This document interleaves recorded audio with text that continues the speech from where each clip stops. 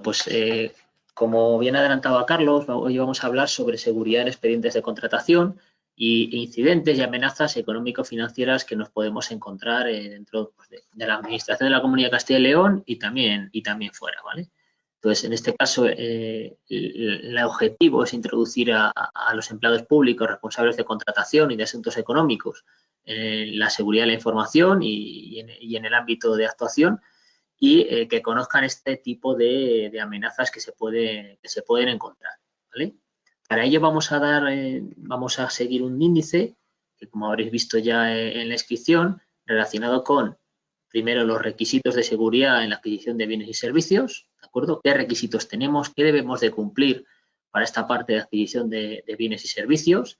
Ahí hablaremos, como veremos más adelante, sobre todo de la parte pues, de normativas en cuanto a Esquema Nacional de Seguridad, principalmente, y también en cuanto a las legislaciones de protección de datos, Reglamento General de Protección de Datos y Ley Orgánica de Protección de Datos y Garantía de los Derechos Digitales.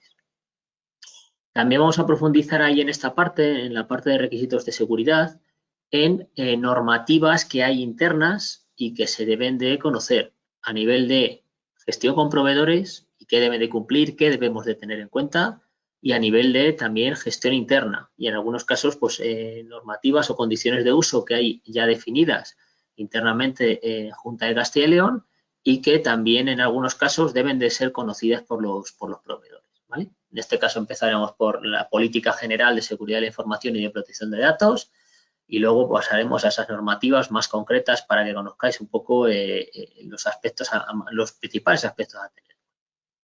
En cuanto a las cláusulas contractuales en materia de seguridad de la información, os pondremos algún pequeño ejemplo para que los tengáis en cuenta.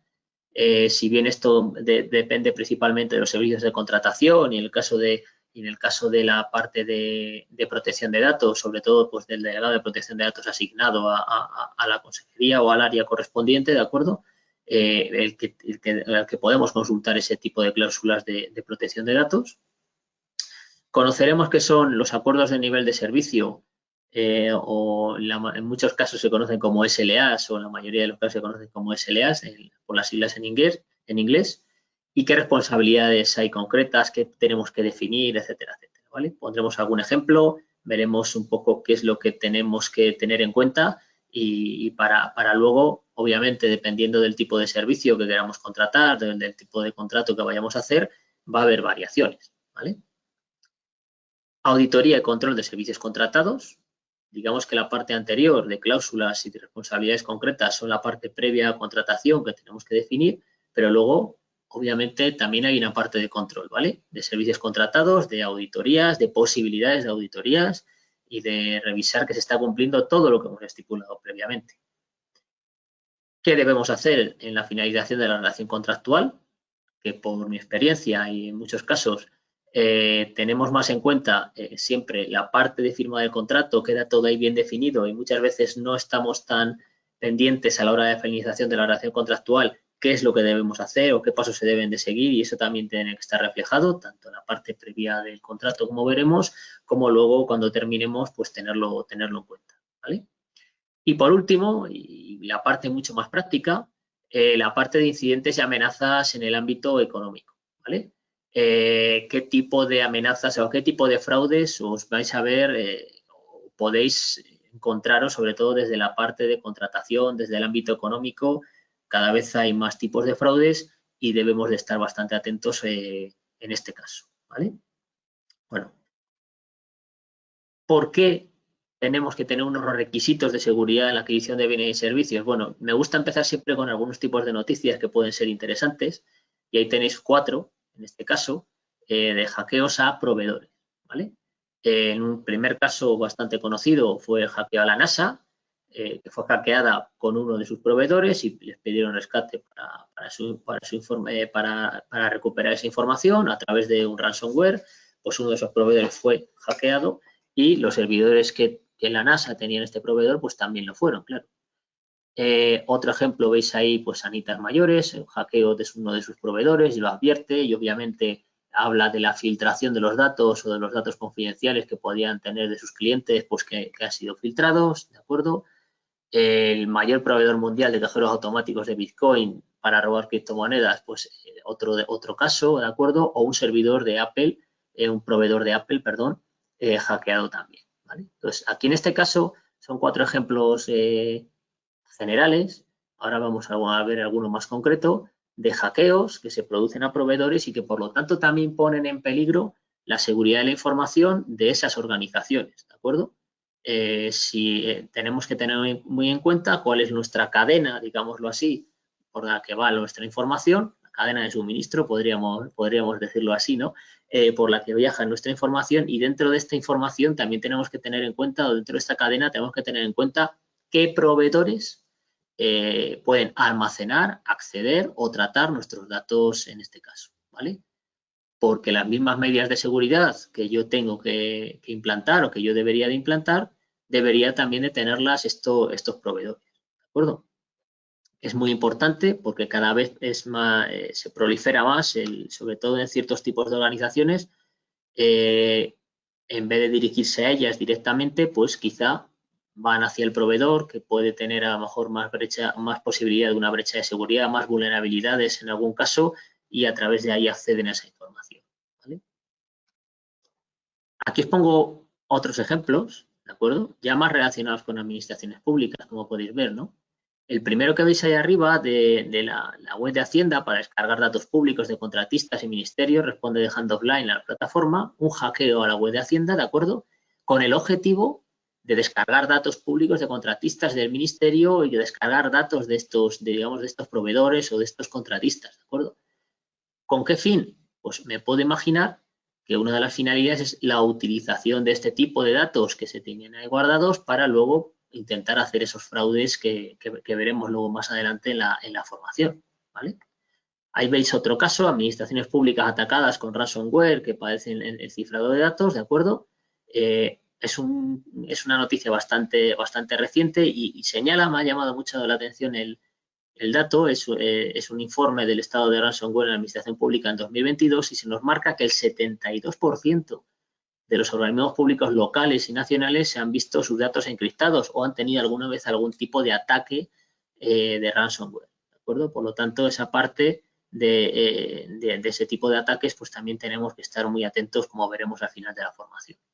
Y esta de la derecha, que es muy reciente, es de julio, ¿de acuerdo? Esta noticia es bastante reciente. Un caso de suplantación de identidad, en este caso a instituciones públicas catalanas. Ahí vemos que pues, algunas afectadas fueron el Servicio Catalán de Tráfico, Ayuntamiento de Viladecans, Hospital de Sant Pau, bueno, cualquiera podría ser sido afectado. Y que en este caso, ¿qué es lo que ocurrió o qué es lo que ha ocurrido? Pues para robarles estos, como marcan ahí, 8 millones de euros, ¿no? Pues en este caso ha sido un fraude de ataque de suplantación de identidad de proveedor, ¿vale? Luego conoceremos un poquito más a fondo, pero cada vez está siendo más común pues que los ciberdelincuentes se hagan pasar por los proveedores de administraciones públicas o de empresas privadas, solicitan un cambio de cuenta bancaria para abonar facturas que están pendientes, etcétera, etcétera, y ante estos cambios, pues cuando se detecta este fraude, pues a lo mejor ya ha sido hecho el pago y ya esa parte de intentar recuperar ese dinero pues es mucho más complicado, ¿vale? Diréis que esto no es tan fácil, pero cada vez digamos que este tipo de ciberataques está mucho más profesionalizado, hay una investigación previa, se hacen pasar bastante bien por esos proveedores, conocen cómo es esa comunicación en muchos casos, quién son esos responsables, etcétera, etcétera. Y en muchos casos, pues vemos que estos fraudes o estas estafas llegan a fin, ¿no? Entonces, es otra de las partes que veremos y de la que debemos estar muy atentos, ¿vale? Veremos luego otro caso que quizás es también de la Comunidad Valenciana, en este caso un fraude del CEO, que también es otra de las amenazas a las que hay que estar atentos, ¿de acuerdo? Entonces, ahí hay que estar bastante atentos en este sentido, ¿vale? Ok. ¿Qué requisitos de seguridad en la adquisición de bienes y servicios tenemos, ¿no? ¿Qué tenemos que tener en cuenta en cuanto a requisitos de seguridad? Obviamente, hay muchas más legislaciones, pero a nivel de seguridad de la información, quizá las más relevantes son el Esquema Nacional de Seguridad, que ahí veis que está reflejado y que tenemos una nueva edición de Esquema Nacional de Seguridad desde mayo de 2022, ¿de acuerdo? Se publicó ya esa nueva versión. El anterior esquema nacional de seguridad era de 2010 y ahora estamos con el nuevo esquema nacional de seguridad, ¿vale? Que trae unos cambios y que debemos de conocer y adaptarse a esos cambios poco a poco, ¿vale? Y por otra parte, las legislaciones relacionadas con protección de datos personales, ¿de acuerdo? El Reglamento General de Protección de Datos, que seguro que todos conocéis bien, y la Ley Orgánica de Protección de Datos y Garantía de los Derechos Digitales a nivel nacional, ¿vale? Además de estos requisitos, ¿qué me va a marcar también el camino dentro de la Administración de la Comunidad de Castilla y León y dentro de la Junta de Castilla y León? La Política de Seguridad de la Información y Protección de Datos, la PSI-PD, que ya lleva un año aceptada y lleva un año, en este caso, trabajándose con ella dentro de la Junta de Castilla y León, que todos deberían de conocerla, y creo que es un año, sí, creo que es de septiembre o de octubre en este caso, ¿vale? Entonces, aquí en este caso debemos de conocer esta política. Voy a hacer un pequeño repaso por la misma porque quiero que luego engranemos bien con las otras dos normativas que ahí veis, ¿no? Y que también están ya aprobadas, si mal no recuerdo, desde marzo-abril, desde este año. Una vez que se aprobó la política, se pasan a aprobar esas otras normativas más específicas y, como veremos luego, ahí como una escala, va a haber procedimientos operativos, etcétera, etcétera, ¿no? Ahí tenemos dos de las principales en esta relación, en esta adquisición de bienes y servicios y en esta relación con terceros, como son las relaciones con proveedores y terceros, ¿de acuerdo? La normativa 1240, ¿de acuerdo? Que nos marca ciertas fases o ciertos aspectos que debemos de tener en cuenta en esta relación con proveedores y terceros, y la normativa 1110, que antes os hablaba ya, de condiciones de uso, ¿vale? Que está muy dirigida para empleados, pero que la anterior normativa, la 1240, como veremos, en caso de trabajadores que vayan a prestar su servicio dentro de Junta de Castilla y León, también deben de aceptar, conocer y aceptar esta normativa 1110, ¿vale?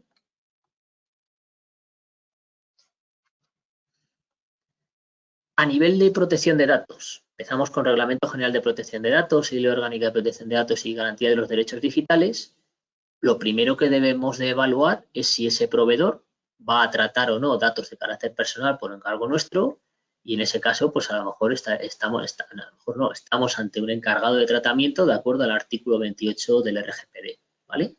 Seguramente a esta figura sí que os suena o sonará bastante, pero debemos de tenerla siempre muy presente. Si yo voy a sacar un servicio, un contrato, etcétera, etcétera, un pliego en el cual ese tercero, el que va a ser adjudicatario, va a tratar datos de carácter personal de Junta de Castilla y León por encargo nuestro para llevar a cabo ese servicio, o va a acceder, etcétera, etcétera. Daros cuenta que el tratamiento tiene muchos aspectos a tener en cuenta, desde el acceso, desde la parte de almacenamiento, de otros tipos de tratamientos, ¿vale? Incluso la destrucción, ¿vale? De esa información. Entonces, tenemos que tener en cuenta que en el momento que pueda haber tratamiento de datos de carácter personal por parte de ese tercero, es más que probable que estemos ante un encargado de tratamiento, ¿vale? No he querido ahondar en otra figura que también nos habla el Reglamento General de Protección de Datos, como es la de corresponsabilidad o corresponsables, pero la principal es la de encargado de tratamiento. En el caso de los corresponsables no es que haya algo por encargo, sino que, digamos, que imaginas que con otra institución estamos llevando a cabo un contrato en común y que tenemos responsabilidades ambos en materia de protección de datos, ¿vale? ¿Qué es lo que tenemos que tener aquí en cuenta? Pues informar en el pliego sobre las responsabilidades como encargado de tratamiento de datos de carácter personal, ¿de acuerdo? O hacer un anexo de contrato en el que firmemos toda esta parte de encargado de tratamiento, ¿vale? ¿Qué va a contener este contrato de encargado de tratamiento o que nos obliga ese artículo 28 de RGPD? Pues por una parte, ¿cuál es la finalidad de tratamiento? Nos marca que debemos de indicar cuál es la finalidad de tratamiento y que no se podrán utilizar esos datos de carácter personal para otras finalidades, obviamente, ¿de acuerdo? Que tiene que tener un registro de actividades de tratamiento como encargado de tratamiento que es, no solo propio de los datos personales que él trate, sino como encargado de tratamiento de los datos de terceros que pueda llegar a tratar. Debe haber una confidencialidad, o se debe marcar que va a haber una confidencialidad de la información de esa propia empresa a la que estamos contratando y también específicamente de sus trabajadores o de los que vayan a participar al menos en el contrato. En caso de haber una notificación, o sea, una violación de seguridad, una brecha de seguridad, ¿de acuerdo? deberá haber una notificación por parte de este encargado de tratamiento, nos deberá notificar esa brecha de seguridad en un plazo máximo de 72 horas, o mejor dicho, la Agencia Española de Protección de Datos o el Reglamento General de Protección de Datos, mejor dicho, nos marca un plazo de 72 horas para notificar estas violaciones de seguridad. Por lo tanto, nos deberían de informar antes a nosotros sobre estas violaciones de seguridad para tener el plazo suficiente para notificárselo a la agencia. O bien, en algunos casos, también lo que se hace es pasar esta responsabilidad al propio encargado de tratamiento que lleve a cabo él en la notificación. Pero en todo caso, a nosotros, dado que somos responsables de tratamiento, los datos son nuestros, nos deben de notificar, ¿vale? Debe de marcarse también que colaborará en el cumplimiento de la legislación y en cumplimiento como proveedor, ¿de acuerdo? Si necesitamos su ayuda, imaginaos para hacer una evaluación de impacto de protección de datos, que es otro de los aspectos que nos marca el reglamento, en un momento dado, pues tendremos que a lo mejor tirar en muchos casos de estos proveedores y por lo tanto debe de haber una colaboración con ellos, ¿vale? Nos marca también unas medidas técnicas y organizativas en cuanto a medidas de seguridad. También debemos de reflejar la subcontratación, cómo va a ser esa subcontratación. En muchos casos, en la mayoría de los casos, nos tendrán que avisar de que va a haber una subcontratación, de qué se va a subcontratar, de qué forma, ¿de acuerdo? Y esto es muy habitual, más habitual de lo que creemos, porque, bueno, con la implantación sobre todo de las soluciones en la nube, existen muchos de nuestros clientes, muchos de nuestros proveedores, etcétera, etcétera, que utilizan ciertos sistemas de almacenamiento en la nube y, por lo tanto, nos lo tendrán que notificar también. Es una forma de contratación, aunque solo sea para el almacenamiento de esa información, ¿vale? Colaboración en el ejercicio de los derechos. Si alguien ejerce uno de los derechos de protección de datos, que podamos notificárselo a él y que colabore en esa respuesta para poder hacer efectivo esa notificación o ese ejercicio de los derechos. Y la devolución de la información, lo que hablábamos también antes en el índice, ¿no? Una vez que se termine el contrato, estos datos de carácter personal, ¿qué va a ocurrir con ellos, ¿vale? Lo habitual es que nos lo devuelvan, obviamente. Si nosotros somos responsables de tratamiento, son nuestros datos y nos los deberán de devolver, ¿de acuerdo? Y también en otros casos, a lo mejor, pues además de la devolución, hay que indicar que habrá una eliminación de esos datos de carácter personal en el momento que pasen las prescripciones legales, si es que las hubiera, ¿vale? Este es un modelo que veis aquí, las directrices para la elaboración de contratos entre responsables y encargados de tratamiento. Es un modelo que desde los primeros que sacó la Agencia Española de Protección de Datos cuando se aprobó el Reglamento General de Protección de Datos, y aquí nos marcaban ya unas directrices, ¿no? Que es un poco lo que os he explicado ya. Instrucciones del responsable de tratamiento, el deber de confidencialidad, medidas de seguridad, donde hace referencia principalmente al artículo 32, que es el que nos habla sobre esas medidas de seguridad, y que en el caso del RGPD y la LPDGD, pues nos habla principalmente de ese análisis de riesgos, de ver qué medidas tenemos que establecer, tanto técnicas como organizativas, y principalmente nos habla de, entre otros, pseudonimización o cifrado de los datos, si fuese necesario, medidas que garanticen la confidencialidad, integridad, disponibilidad y resiliencia permanente del sistema de servicio de tratamiento, capacidad de restaurar la disponibilidad y acceso a datos personales en caso de un incidente, y proceso de verificación, evaluación y valoración regulares de eficacia de medidas técnicas y organizativas, es decir, auditorías periódicas para garantizar que hay una seguridad en el tratamiento, ¿vale? Esto es lo que se nos dice a nivel un poco mínimo. Luego, obviamente, nosotros podremos concretar mucho más y vosotros, más como administración pública, en muchos casos os vais a ir a el Esquema Nacional de Seguridad y las medidas asociadas o los controles asociados que nos marca este Esquema Nacional de Seguridad, ¿vale? Régimen de subcontratación, ¿de acuerdo? Lo que hablábamos antes. Se puede o no subcontratar algunas partes de ese servicio, de ese contrato que vamos a llevar a cabo, cómo se puede hacer, en caso de cambios nos tienen que avisar, en caso de que vaya a haber una subcontratación también nos tienen que avisar y a lo mejor no ha sido previamente y la tendremos que autorizar, etcétera, etcétera, ¿vale? Y la parte de derechos de interesados que veis ahí, ¿vale? También la parte de colaboración de cumplimiento de obligaciones de responsable, el destino al final de la prestación y la colaboración para demostrar el cumplimiento, ¿vale? En muchos casos también es bueno indicar, obviamente, pues que colaborarán para demostrar que se está llevando a cabo el cumplimiento en los requisitos del reglamento y de la Ley Orgánica de Protección de Datos, ¿vale? Siguiente legislación, que es un requisito de seguridad, pues obviamente el Esquema Nacional de Seguridad, que como os digo hay una nueva versión que ha sido aprobada ahora en este 2022 y que lleva desde mayo. Si bien se han dado unos márgenes obviamente para adaptarnos a la misma, ¿vale?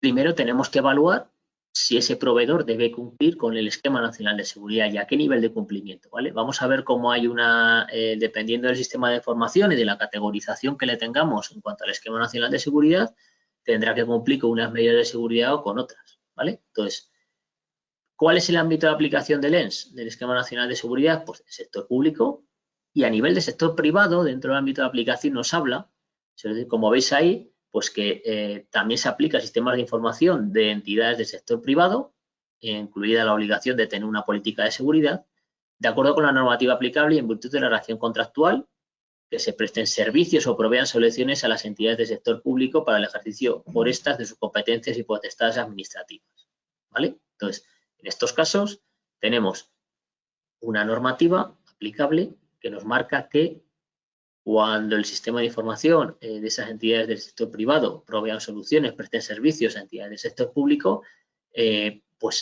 para el tema de competencia y potestades administrativas, deberemos de tenerlo también en cuenta y deberá aplicarles también el Esquema Nacional de Seguridad. Estos pliegos, los pliegos que nos marca que los pliegos de prescripciones administrativas o técnicas de los contratos que se celebren en las entidades del sector público contemplarán los requisitos necesarios para asegurar la conformidad del ENS, de los sistemas de información, de que sustenten los servicios prestados por los contratistas, ¿vale? Lo habitual en estos casos es que se pidan las declaraciones o certificaciones de conformidad con el ENS, ¿vale? El ENS, digamos que tiene 3 niveles. En base a esa categorización que os hablaba, que hagamos de los sistemas, lo primero que se hace es, en un sistema de información, se debe de categorizar en base a unas dimensiones de seguridad, como son confidencialidad, integridad, disponibilidad, trazabilidad y autenticidad, y en base a esa categorización, no voy a entrar al fondo en esto, nos va a salir los sistemas de un nivel o de otro, ¿vale? Nivel básico, nivel medio o nivel alto. Entonces, en base a esa categorización que tenga ese sistema de información, en el caso de nivel básico puede ser también una certificación, pero lo habitual es que haya una declaración de conformidad por parte de ese proveedor de que cumple con las medidas de seguridad que nos marca el ENS a nivel básico, y en el caso de ser nivel medio hay unas certificaciones de conformidad con respecto a este Esquema Nacional de Seguridad, ¿vale? Es decir, yo nivel medio, nivel alto, ese proveedor tiene que pasar en una auditoría y hay una certificación de conformidad por una entidad tercera que le da esa, digamos, validación de que cumple con el ENS en ese nivel medio o nivel alto, ¿vale? Esto también debemos de tenerlo en cuenta de cara a la cadena de suministro de los contratistas, ¿vale? En la medida que sean necesarios. También incluso en cuanto a cláusulas, pues tener en cuenta, como veíamos también en el RGPD, pues el ENS también nos lo indica, ¿no? Si tiene unos proveedores, tiene una cadena de suministro de contratistas, este proveedor, pues que nos lo avise y ver qué medidas de seguridad tienen también esos terceros, ¿no? O que él obliga a esos terceros o ver cómo se va a tratar esa información, ¿vale? Todo esto tenemos que tener en cuenta en cuanto también a los contratistas, lo tendremos en cuenta en cuanto a nuestro propio análisis de riesgo como institución o como organización, ¿vale? Entonces, haremos un análisis de riesgos, qué riesgo tenemos, y un riesgo puede ser también los proveedores que nos proveen un servicio o que nos proveen una plataforma o un sistema de información, ¿vale? ¿Qué más nos marca el ENS? Capacidad de respuesta ante incidentes. Aquí en este caso, el artículo 33 nos indica que las organizaciones del sector privado notificarán las incidencias a INCIBE, ¿vale? También nos deberán, obviamente, notificar a nosotros, pero lo que se pretende es hacer, pues, digamos, una notificación a INCIBE, pero que INCIBE también, en cuanto a incidentes de seguridad informática, pues, notifique o tenga un seguimiento de ciberincidentes, se pongan en conocimiento al Centro Criptológico Nacional, ¿vale? Al CCNCERT, que a nivel de administraciones públicas es el que gestiona toda la parte de ENS y de ciberseguridad, ¿no? Entonces, aquí en este caso, como veis, sí que se notifica en INCIBE, ¿de acuerdo? Pero INCIBE también notificará al CCNCERT, ¿vale? E incluso nosotros como empresa, pues también nos notificarán y tendremos que tenerlo en cuenta. Cuanto a requisitos del ENS, ¿vale? Existen bastantes controles en cuanto al Esquema Nacional de Seguridad. Luego os voy a enseñar 2 pantallazos porque los veáis un poco, ¿no? Pero he querido extraer los que nos marcan en cuanto a medidas de seguridad, recursos externos, a lo que hoy venimos un poco a tratar, ¿no? Requisitos del ENS en cuanto a proveedores, ¿no? Si os dais cuenta, ahí tenemos una parte de recursos externos, contratación y acuerdos de nivel de servicio, gestión diaria, protección de cadena de suministro, interconexión de sistemas, ¿vale? Que si, como podéis ver, la primera columna que marca ahí de categoría es que aplica a todas las categorías. La primera columna es la de nivel básico, que el NA es no aplica, a nivel básico aplicaría. A nivel medio, si os dais cuenta, ya empiezan a aplicar tanto el X1, X2 y X4, ¿vale? Y a nivel alto, luego os enseño un poco cómo funciona esta parte para conocerlo mejor, pues también aplica, obviamente, los que ya aplicaban antes, y en el caso de protección de cadena de suministro, pues también nos lo indica a nivel alto, ¿vale? Ahí en rojo, y en el caso de interconexión de sistemas nos marca un refuerzo. Esos R1, R2 que veis ahí son refuerzos, es decir, marcan un control, unas medidas de seguridad que hay que cumplir, y luego de forma extraordinaria en algunos casos nos marcan refuerzos que debemos de tener también en cuenta, ¿vale? Y también he querido añadir, ya que iba también a continuación, protección de servicios en la nube, ¿no? Que me parecía un poco también relevante en este caso con terceros, ¿vale? Entonces, vamos a ver estos controles de una forma rápida, ¿vale? Para que los tengáis en cuenta, ¿vale? Cuando se utilicen recursos externos, servicios, productos, instalaciones o personal, se mantendrá la responsabilidad de los riesgos por la información tratada o servicios prestados, debiendo adoptar medidas necesarias para ejercer la responsabilidad y mantener el control en todo momento, ¿vale? Es decir, debemos de mantener el control, la información es nuestra, ¿de acuerdo? Entonces, debemos de mantener el control. ¿Y cómo lo vamos a hacer? Pues mediante revisiones, mediante estipulaciones en los contratos, etcétera, etcétera, etcétera, ¿vale? Contratación y acuerdos de nivel de servicio, ¿vale? Con anterior a la utilización de los recursos externos se deberán de establecer acuerdos de nivel de servicio, que como hemos visto antes, lo veremos más adelante, ¿vale? Con las características del servicio, qué va a ser un servicio mínimo admisible y de ahí no nos podemos bajar, ¿de acuerdo? Y cuáles son las responsabilidades, por supuesto, del prestador de servicios y consecuencias de incumplimientos. En cuanto a la gestión diaria, ¿qué nos marca la gestión diaria? Un sistema periódico de revisión, ¿vale? De cumplimiento de obligaciones de servicio. No que solo hayamos marcado una contratación y unos acuerdos de nivel de servicio, unos requisitos, sino que periódicamente también los podamos ir revisando, ¿vale? ¿Qué procedimiento vamos a utilizar para neutralizar desviaciones también, ¿no? Dentro de ese margen, de ese servicio mínimo viable que hemos marcado. Y mecanismos y procedimientos de coordinación para llevar a cabo tareas de mantenimiento, sistemas comprendidos en el acuerdo, ¿vale? Todo esto nos marca que debemos de tener un procedimiento de revisión y un procedimiento también ante eventos que salgan fuera de lo habitual o de lo normal. Protección de la cadena de suministro, que en este caso aplicaría a nivel alto, ¿vale? Pues se analiza el impacto que puede tener sobre el sistema un incidente accidental o derivado que tenga su origen en la cadena de suministro, se estimará el riesgo por causa de ese impacto y se tomarán medidas de contención, ¿vale? Y luego nos marca un refuerzo 1, el plan de contingencia, que digamos que es extraordinario y que ahí sí que nos marcarían ya pues otras medidas más concretas, ¿vale? Pues tema de la dependencia de proveedores externos críticos en cuanto al plan de continuidad, cómo abordamos eso, si tenemos un proveedor del que dependemos muchísimo y que si le ocurre alguna vez algo, pues vamos a tener un problema, cómo lo abordamos y lo tengamos dentro de cuenta del plan de continuidad, pruebas y ejercicios de continuidad, incluyendo escenarios en los que pueda fallar un proveedor, ¿de acuerdo? Sistemas de protección de procesos y de flujos de información online, etcétera, etcétera, ¿vale? Lista de componentes de software, bueno, ahí como veis hay diferentes tipos de controles, no me extiendo más. Interconexión de sistemas, ¿vale? Establecimiento de enlaces con otro sistema de información para intercambio de información y servicios, ¿vale? Eso es la interconexión. ¿Qué se nos indica? Pues que, bueno, que estos sistemas deberán ser objeto de una autorización previa, obviamente, antes de haber una interconexión debe haber una autorización expresa, ¿de acuerdo? Y todo flujo de información estará prohibido hasta que no haya esa información expresa, ¿vale? Y se documentará explícitamente pues, tanto las características de la interfaz, la seguridad que tienen, la protección de datos, etcétera, etcétera, ¿vale? Y a nivel alto, como veis, debe de haber una coordinación de actividades entre el proveedor y en este caso nosotros. Y en cuanto a servicios en la nube, pues los organismos que utilicen servicios en la nube deberán de contar con medidas de seguridad en función del modelo de servicio en la nube que se utilice. Software as a service, plataforma como servicio, infraestructura como servicio, y habrá guías del CCN, como vemos, que marcarán un poco esas medidas de seguridad de aplicación, ¿vale? Aquí en este caso, pues también nos marca diferentes tipos de requisitos en cuanto a temas de pruebas de pentesting, de transparencia, de cifrados y claves, de cuál es la jurisdicción de los datos. Todo eso ya existe alguna guía en cuanto al CCN, pero se desarrollará, yo entiendo, muchísimo más porque, bueno, cada vez estamos más, ¿no?, en estos servicios en la nube. Bueno, servicios certificados en cuanto a que tienen que estar certificados y estar dentro de esa evaluación y certificación y guías de configuración de seguridad específicas en cuanto a ciertos servicios, ¿vale? Ahí ya existen ciertas guías. Ahora que yo recuerdo así de memoria, pues ciertas guías de Microsoft, del cloud de Microsoft o de Amazon, de AWS, etcétera, etcétera. Hay ciertas guías que se proporcionan ya y que se nos marca unas configuraciones de seguridad básicas y específicas, ¿vale?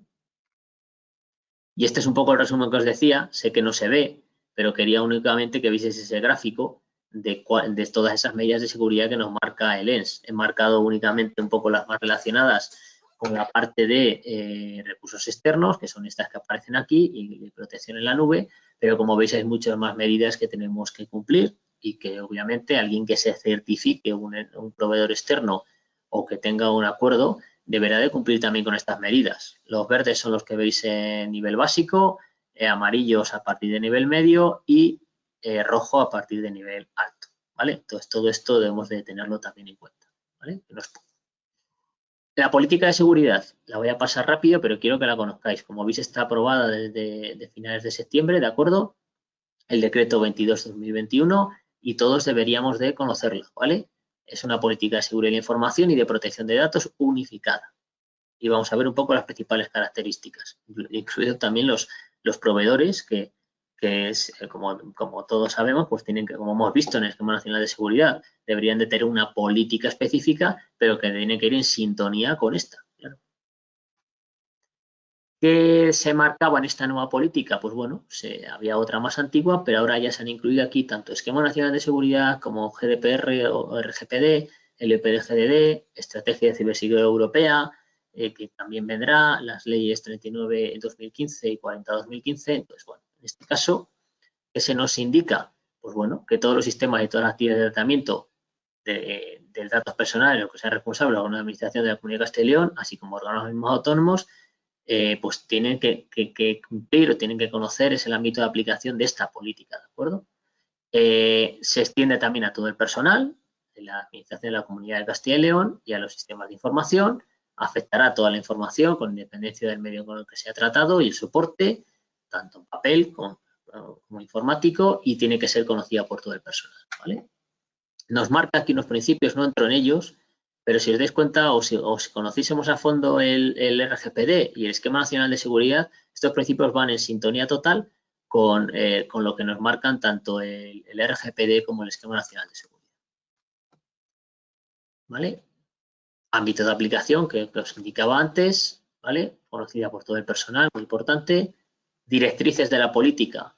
Hay diferentes directrices que se nos marcan.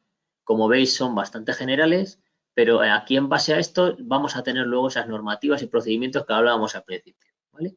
¿Qué directrices tenemos? Pues que debe, en la medida de la posibilidad, haber diferentes líneas de defensa. Si hay un ciberatacante o salta una línea de defensa, que pueda haber otra.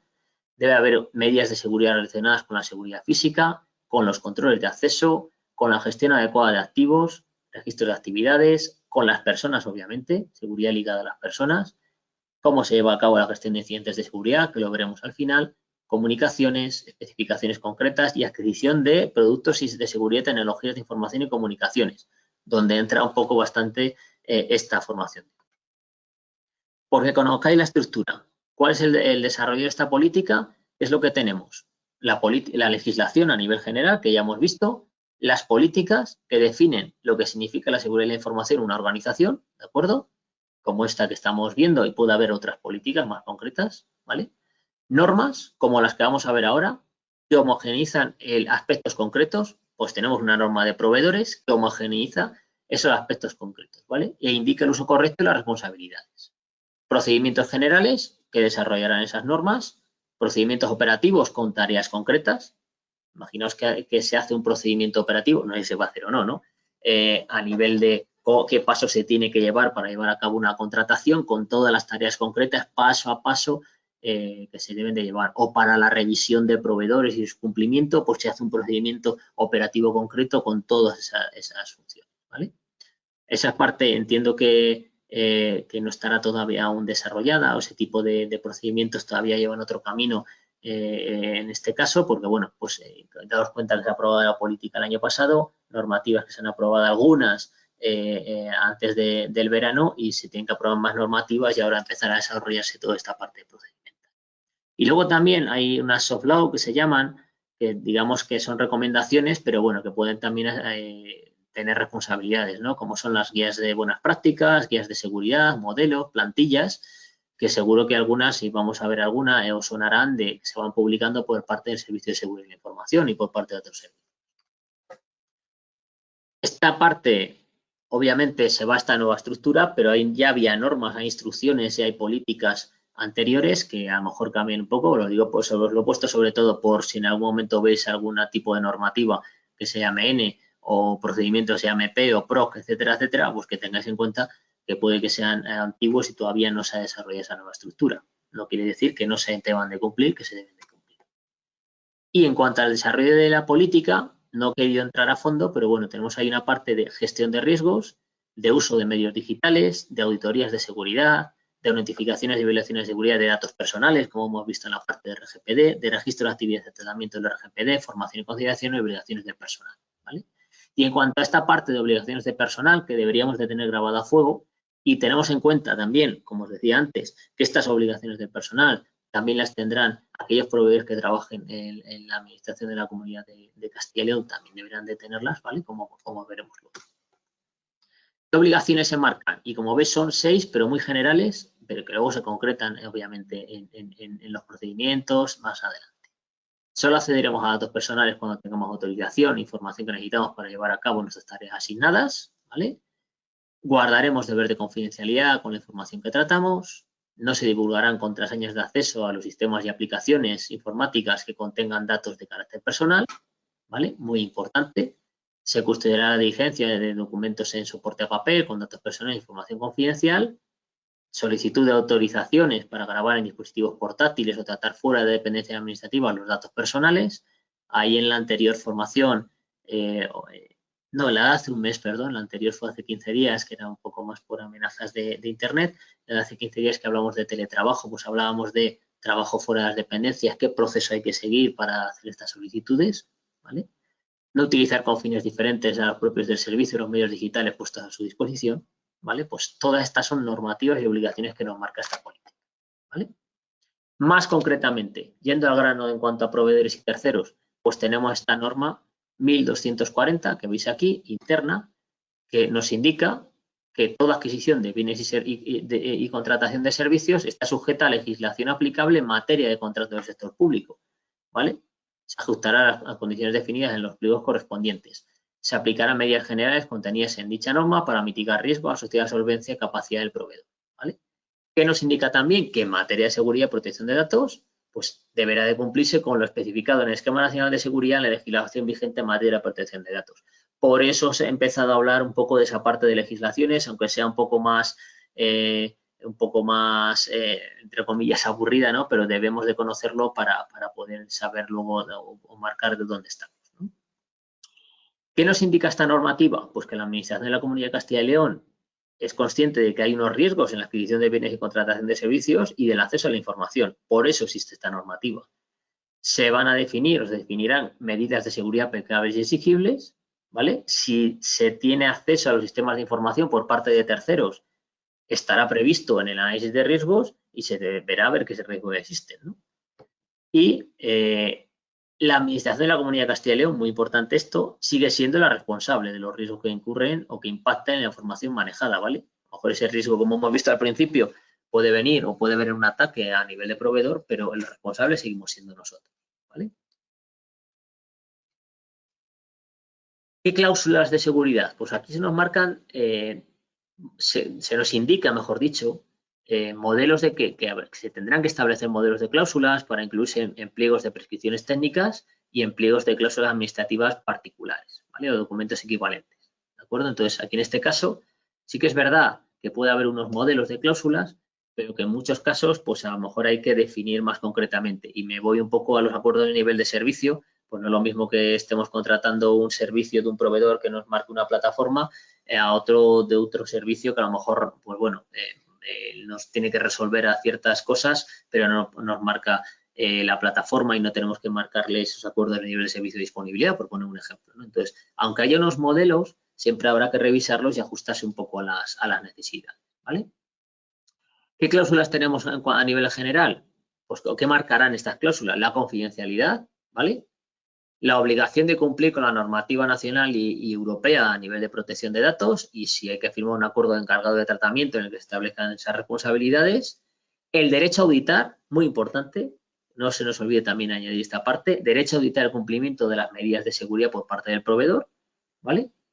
Y la obligación de aceptar de una forma expresa lo previsto en la norma de condiciones de uso que vamos a ver ahora, ¿vale? La vamos a ver deprisa, pero la vamos a ver, ¿vale? Entonces, en caso de que el personal externo por sus funciones requiera el uso de los sistemas de información corporativos de Junta de Castilla y León, ¿vale? En este caso, también deberá aceptar esta normativa de condiciones de uso, ¿vale? Que está ya aceptada y aprobada. ¿Qué cláusulas va a haber también en cuanto a contratación de servicio?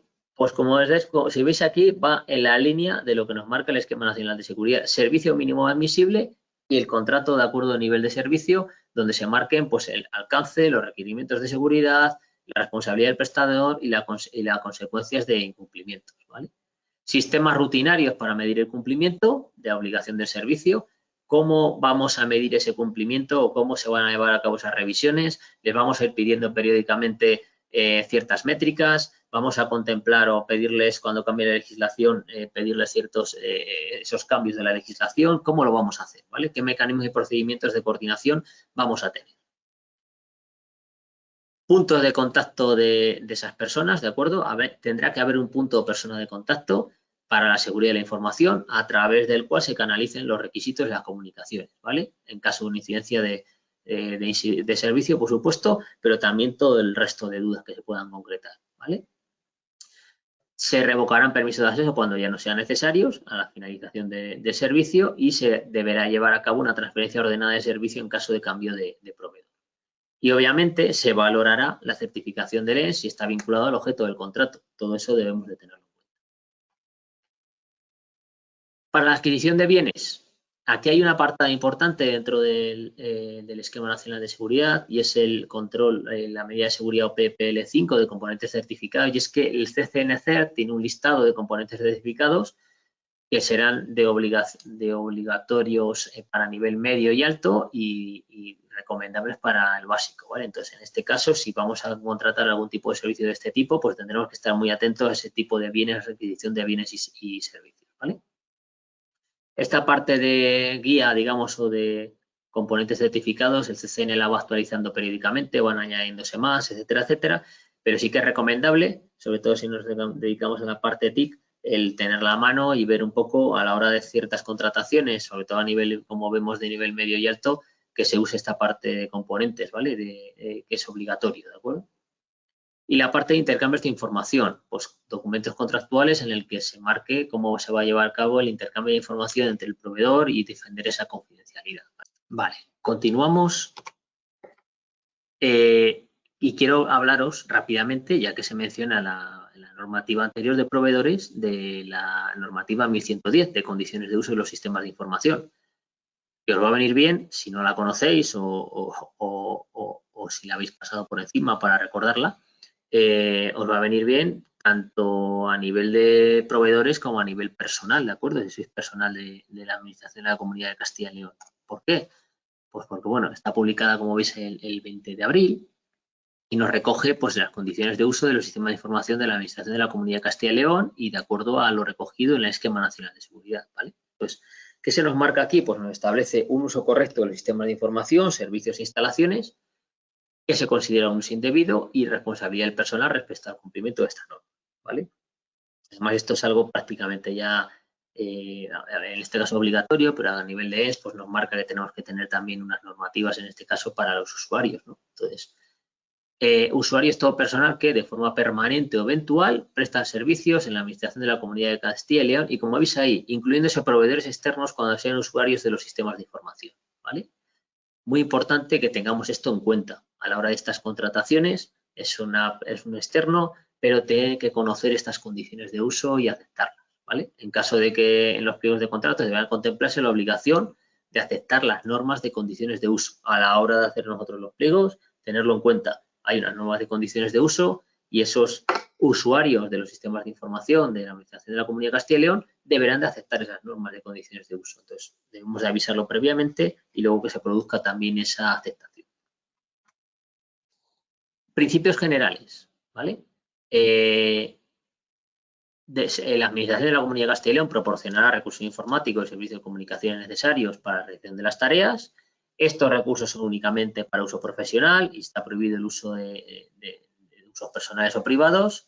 Prohibición de actividades que pretenden comprometer, evitar o dificultar actuaciones de protección de sistemas de información.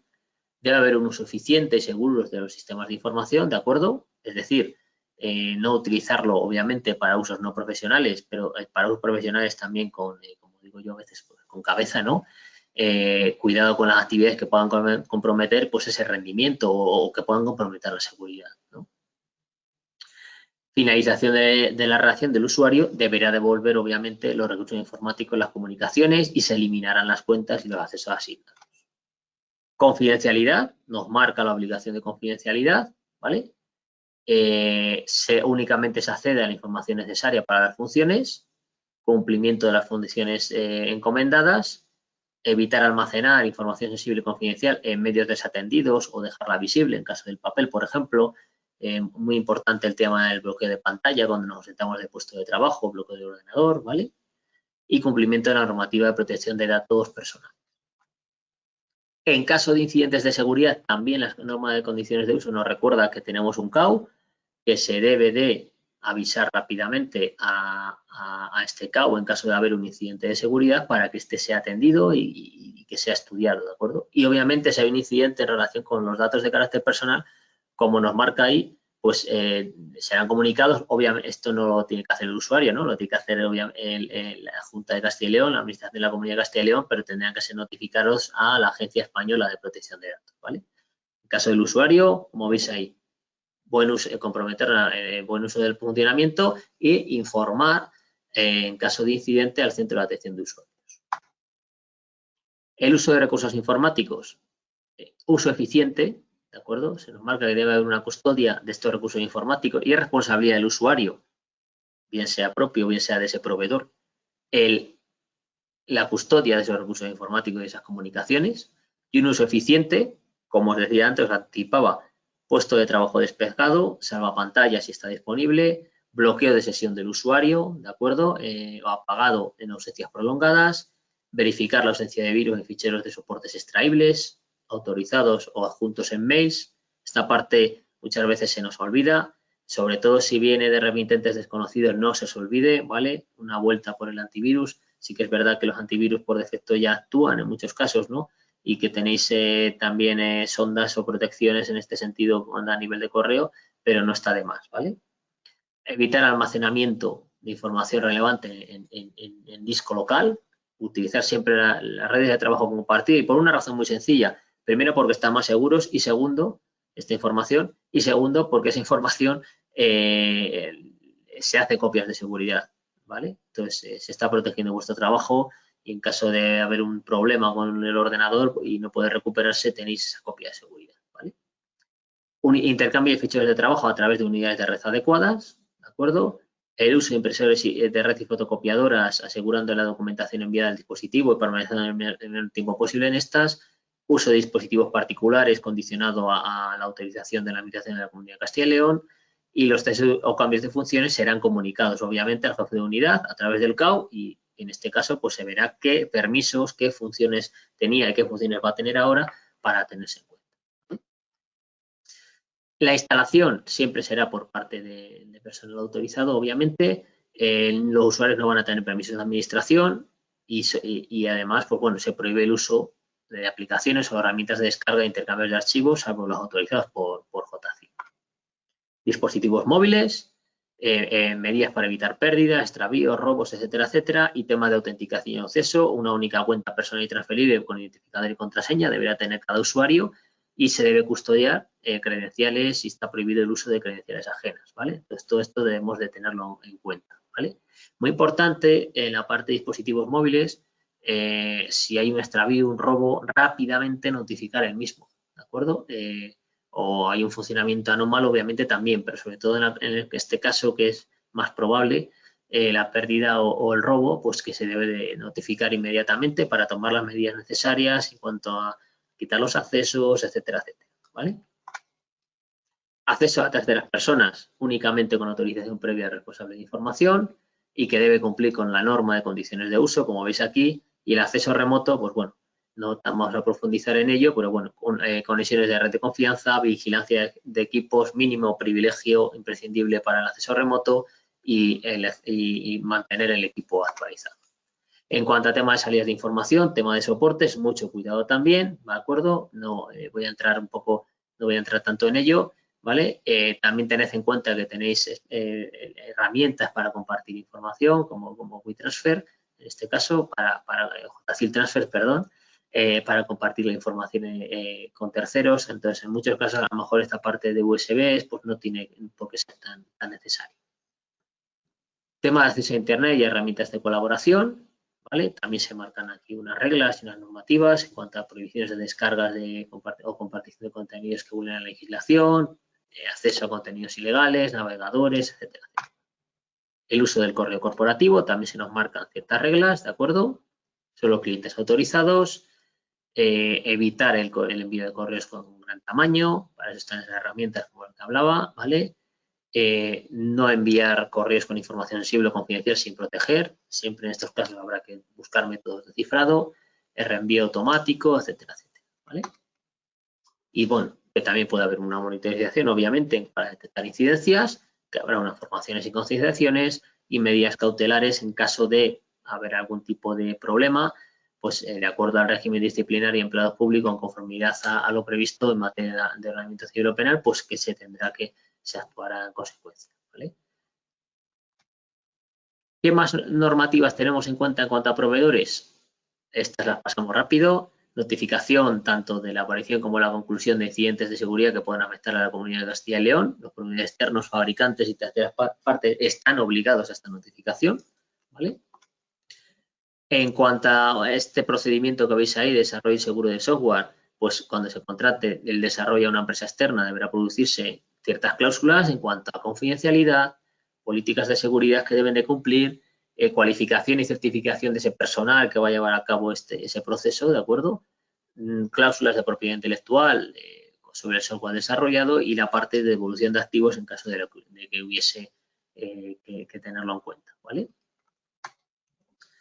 Cláusulas. ¿Qué tenemos en cuenta? Hemos visto toda la parte de requisitos, que es muy importante, ¿de acuerdo? En cuanto a cláusulas, pues los requisitos en muchos casos se van a transformar en pliegos y contratos, ¿no? En estas cláusulas.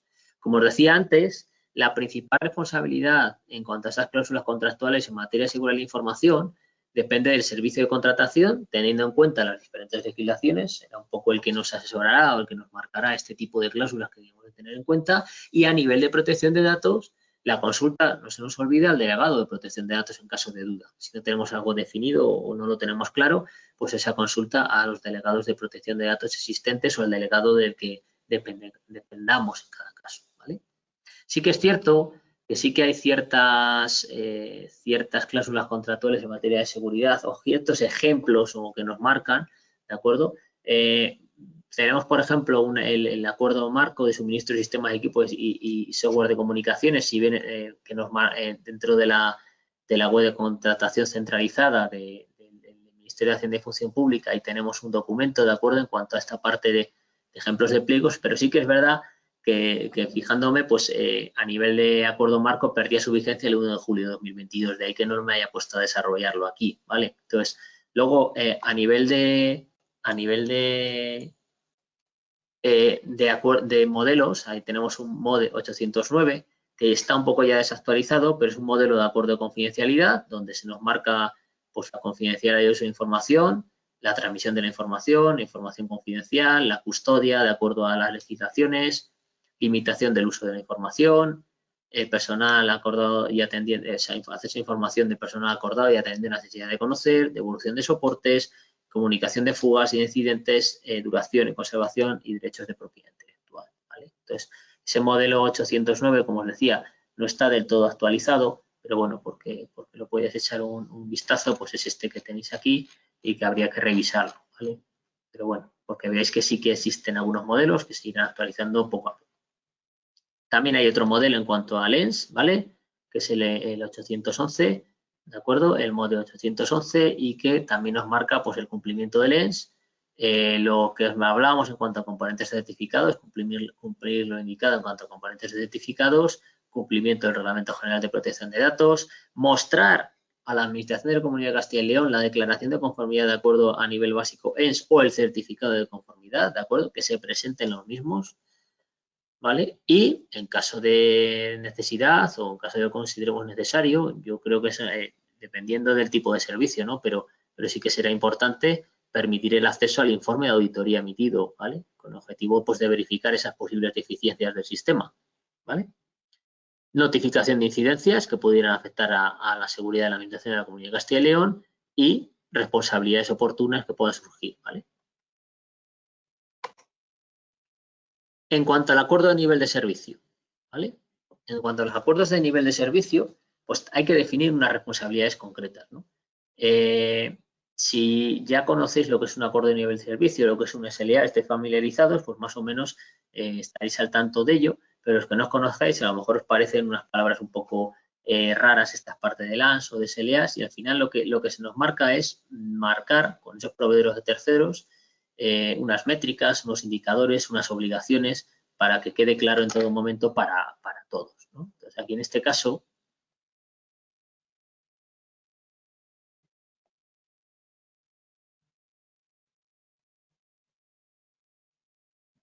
vale, es que había algunas preguntas, ¿de acuerdo? No sé si están relacionadas con esto, si quieres que las veamos ahora, Carlos, pues... Las vemos al final, si te parece. Vale, perfecto, vale, de acuerdo. Me saltaba la notificación y digo, creo que hay alguna pregunta por ahí, ¿vale? Bueno, ¿qué es lo que es un acuerdo de nivel de servicio? O un SLA. En muchos casos siempre nos hemos ido a las siglas en inglés, pero cada vez vamos más a la ANS en español, ¿no? Pues es un contrato entre el proveedor de servicios y los clientes, internos o externos. Esta parte es importante y siempre me ha gustado esta parte de la definición. ¿Por qué?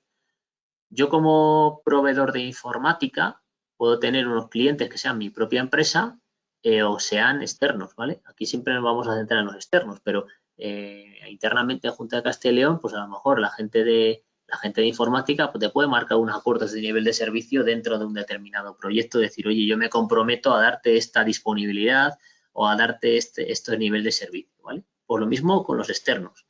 Marcaremos qué acuerdos de nivel de servicio vamos a tener y se van de documentar, ¿vale? Los servicios que se van a prestar por parte del proveedor, el mínimo de acuerdo de nivel de servicio y qué estándares pues, que debe cumplir el proveedor, ¿no?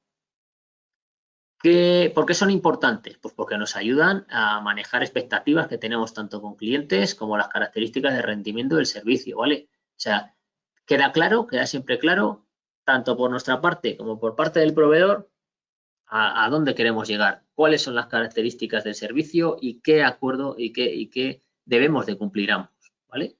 Tanto por parte del proveedor, si nosotros pedimos ciertas cosas y ya nos marca demasiado, como por parte del propio cliente, ¿no? ¿Qué se incluyen? Pues declaración de objetivos, listado de servicios a cubrirse, ¿de acuerdo? Y responsabilidades del proveedor de servicio y el cliente. ¿Qué incluyen? Pues el cliente tendrá que tener un representante para resolver problemas que el proveedor de servicios relacionados con el acuerdo de nivel de servicios, ¿vale? El proveedor de servicios es responsable de cumplir con el acuerdo de nivel de servicios, ¿vale?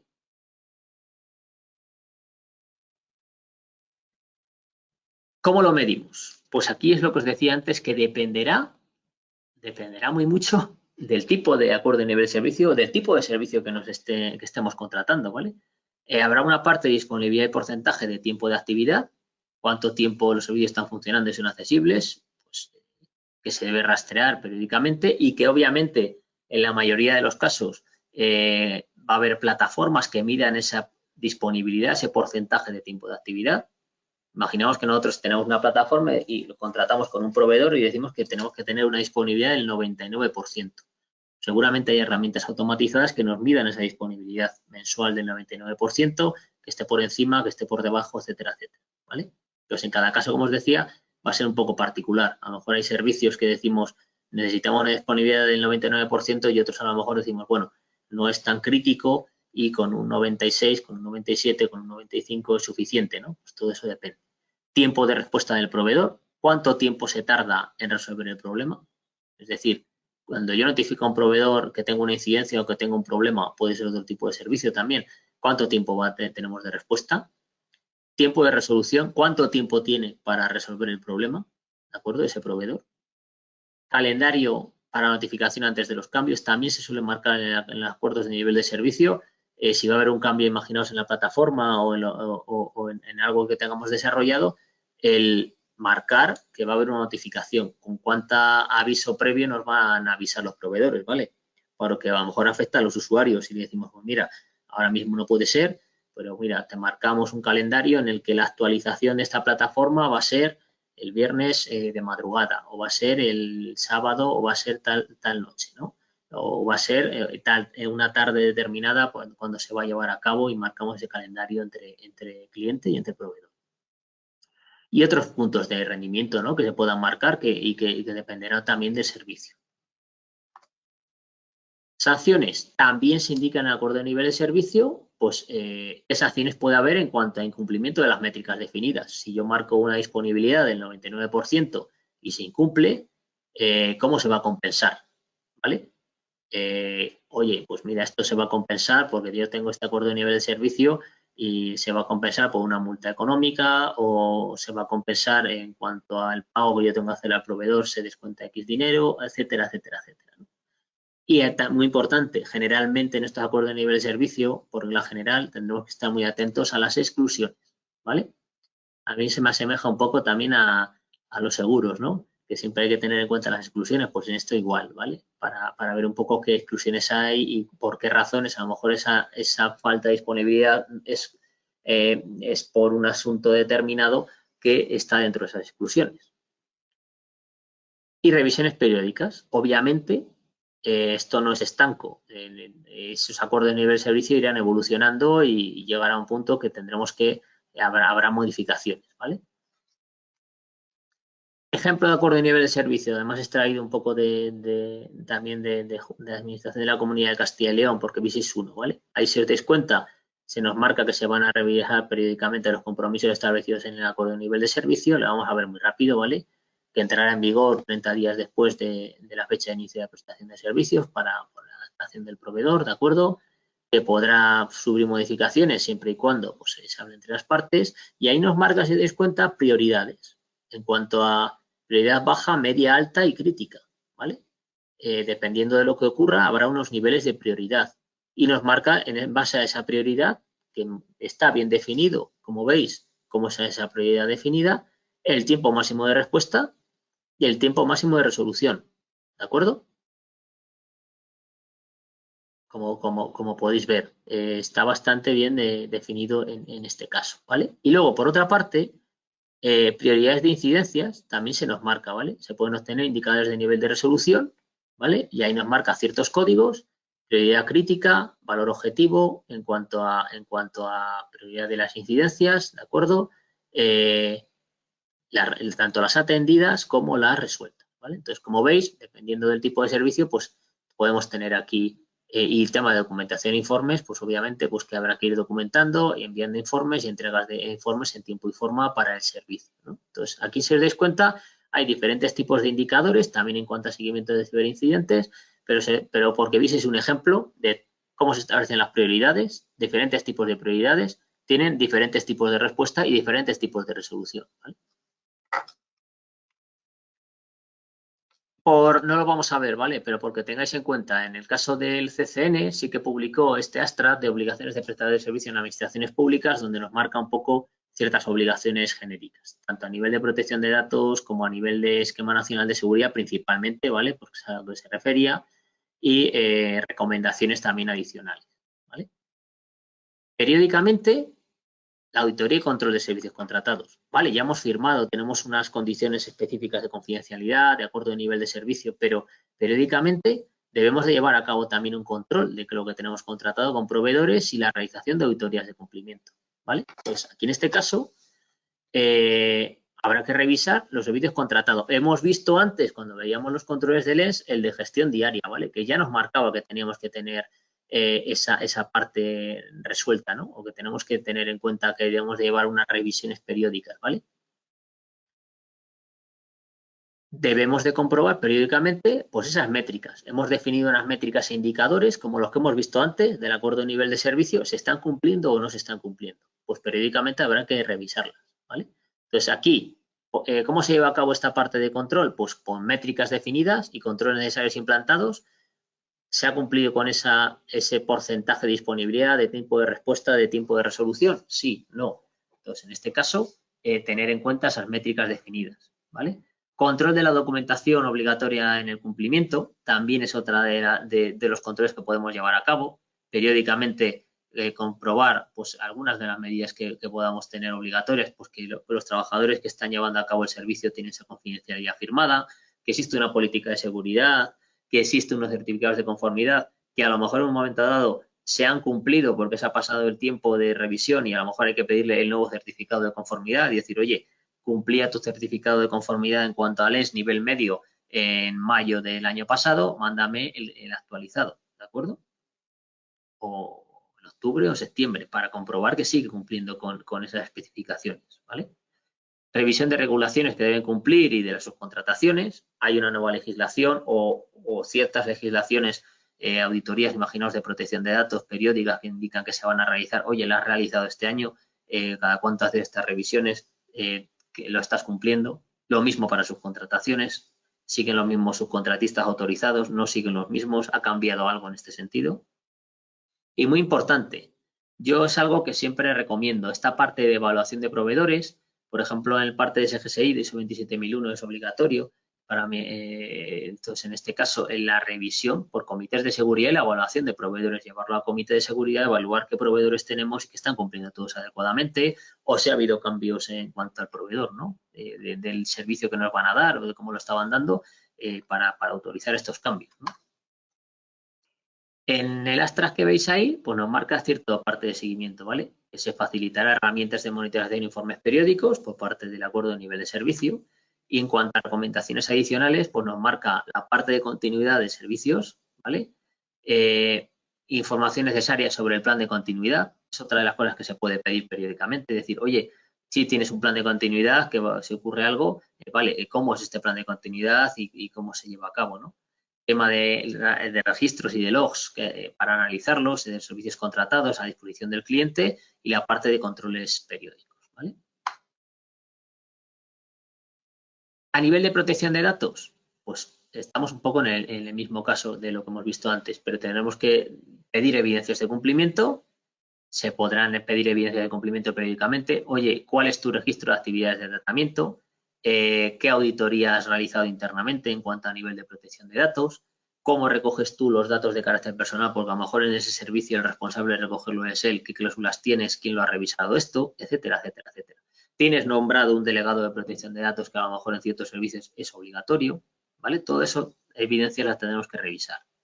Evaluación por parte de entidades externas también, como auditorías de cumplimiento. Podríamos incluso solicitar una auditoría que se haya llevado a cabo o hacerles nosotros una auditoría a nivel de protección de datos o revisiones de forma propia, ¿no? De lo que hemos visto ahí, tema de subcontrataciones, etcétera, etcétera. Y la finalización de la relación contractual. Se ha terminado la relación, ¿de acuerdo? Y igual de importante es el principio que el final, ¿vale? Si hemos marcado unas cláusulas de protección de datos inicialmente, tendremos que tener en cuenta que al final también habrá que tener en cuenta que se cumpla con lo que se marcó inicialmente, ¿vale? Devolución o eliminación de la información, ¿vale?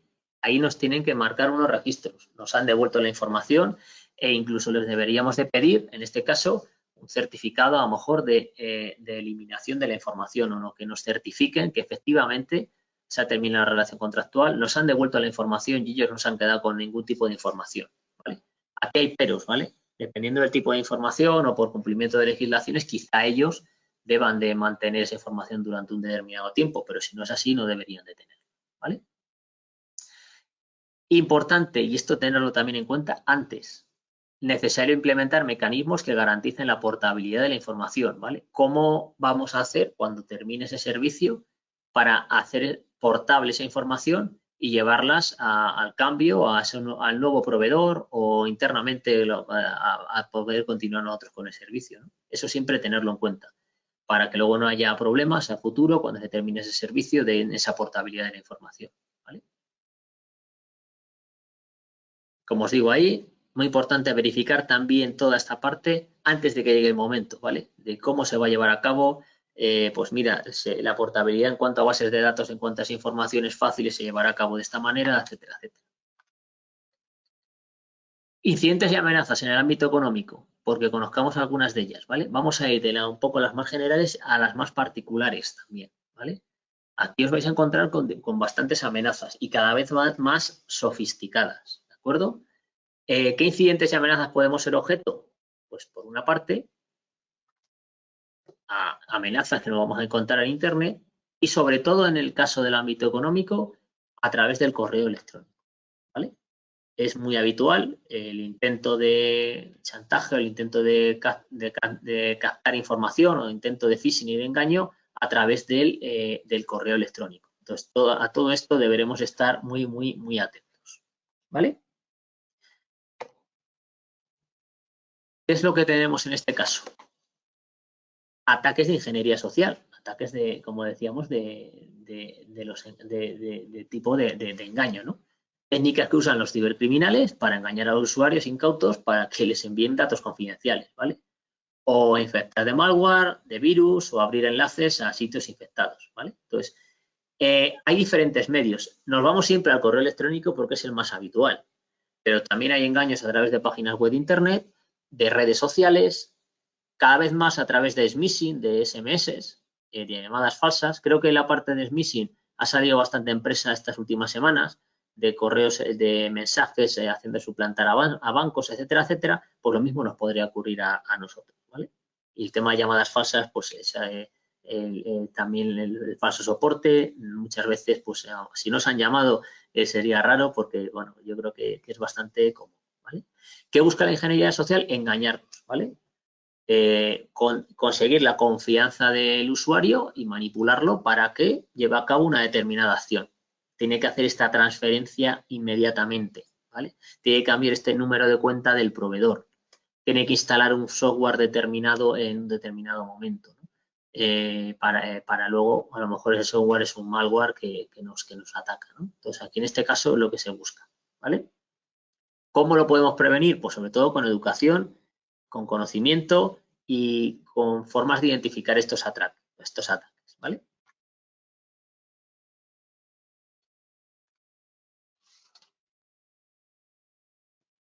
¿Qué principales ataques tenemos en cuanto a ingeniería social? Estos principales, digamos, estos generales, los vamos a pasar un poquito más deprisa, ¿vale? Porque luego los otros al final son ataques de phishing, no muy relacionados, pero más concretos para el ámbito económico.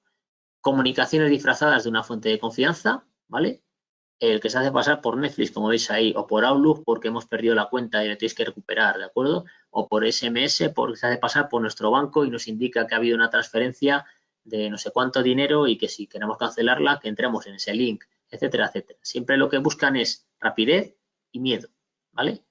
Algo que nos alerte y que nos diga, ahí va, no he pagado Netflix y me voy a quedar sin mi cuenta de Netflix, voy a meter los datos que tengo que revisarlo, ¿vale? O me voy a quedar sin correo electrónico. O están haciendo una transferencia bancaria y tengo que entrar a ver qué es lo que ha pasado, ¿no? Ejemplos tenemos, como veis, muchos, ¿no? La parte de correos, que es tremendamente conocido, del tema de, pues no va a llegar un paquete, si no pagas este dinero, pues no te va a llegar ese paquete, cuenta de Apple, el tema de la declaración de la renta, tema de, por ejemplo, en este caso Amazon, siempre fijaros mucho en grandes organizaciones, estaros atentos a si generalmente se contactan con vosotros por correo electrónico o no contactan con vosotros por correo electrónico, ¿vale? A mi correos pocas veces me ha contactado por correo electrónico, por no deciros nunca. Entonces, pero a lo mejor en un momento de que estamos un poco agobiados, tenemos mucho trabajo, pues podemos llegar a clicar en ese enlace, ¿no? Y también estaros atentos a posibles campañas en momentos específicos, como la puede ser la de la agencia tributaria, que esas de todos los años, que nos mandan, que intentan hacer ese ataque de mail, pues para indicarnos algo de tema de la agencia tributaria, de una posible multa o bien de un reembolso de dinero, etcétera, etcétera. Otros ya bien conocidos, los bancos, que desgraciadamente son bastante comunes el ataque por parte de ataque a este tipo de organizaciones, ¿no? PayPal, etcétera. ¿Cómo lo identificamos? Cuidado con las buenas ofertas, demasiado buenas, ¿vale? Mensajes son aterrador, alarma, urgencia, ¿vale? El remitente le reconoce, pero no suele interactuar con él o le pide algo inusual, no es raro que nos pida esto.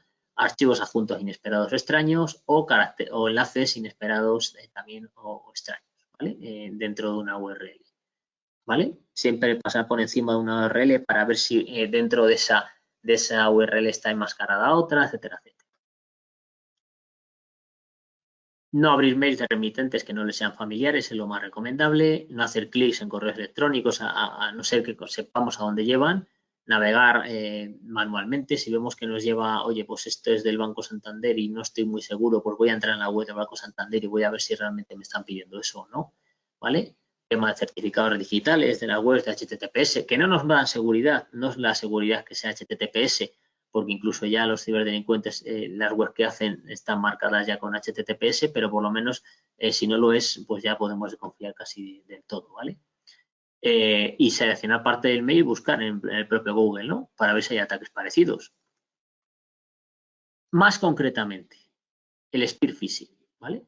Dirigido a usuarios muy concretos y a empresas muy concretas, ¿vale? Ahí os marco digamos, un ciclo que es bastante conocido en el sentido de ataque de ingeniería social, ¿vale? Aquí esto ya no es un ataque que nos llegan mails o que envían mails a mucha gente para intentar engañar y a ver quién cae de todos a los que se lo ha enviado, sino que este ya va muy dirigido, ¿vale? Han estudiado previamente a quien recibe el mensaje, han estudiado previamente a su organización, incluso a los contactos que tiene y quién le puede pedir esa información o que haga ese proceso, ¿vale? Entonces, ¿cómo investigan? Como luego veremos, habitualmente a través de redes sociales, a través de otro tipo de fuentes, identifica empleados que puede conocer de tu propia organización, ¿vale? Hace un mail muy parecido a un colega o a un jefe, te manda ese mail, ¿de acuerdo? Nosotros creemos que puede ser ese y además el tono suele ser además incluso a veces parecido o para dar confianza, ¿vale? Cada vez están más preparados este tipo de ataques, ¿vale? Se lleva mucho más a cabo, mucho más a fondo la investigación y ya no es como antes, que generalmente veías faltas de ortografía, veías que la configuración del mail no era la habitual, etcétera, etcétera. ¿Sí? O sea, que hay que estar muy atentos. Luego vamos a verlo. Y más a fondo todavía el famoso Walling o la caza de ballenas, ¿vale? Que va muy dirigida a directivos o objetivos de muy alto nivel, de alto valor y que está muy personalizado, conociendo el sector, sabiendo de quién va a recibir la orden y que obviamente a lo mejor a quien recibe ese mensaje se siente un poco obligado, es un superior muy jerárquico del que él recibe la orden y que le dice que lleve a cabo esa acción. Y en ese caso, pues la lleva a cabo pues un poco pues, porque es alguien de un superior, ¿no? El smishing, como hemos visto, los mensajes de texto, también mucho cuidado con ellos, ya lo hemos visto antes. Y luego, pues como veis, hay otros muchos tipos de ataque en cuanto a falsos software de seguridad, etcétera, etcétera, ¿vale? Vamos a ir a algunos relacionados con Walling, ¿de acuerdo? Y con spear phishing, pero más relacionados sobre todo con el ámbito económico que veíamos. Vale.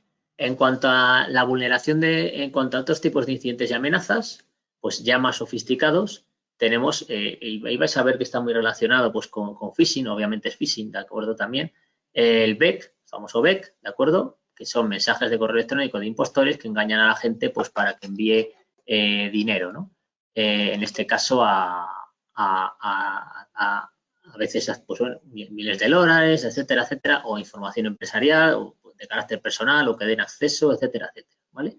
Generalmente estos mensajes van a dar la impresión de que vienen de alguien de gran relevancia, de persona de jerarquía, y que le piden al usuario siempre que se mantengan todos los detalles de una forma confidencial, ¿vale? Hay una investigación muy concisa previamente, ¿vale?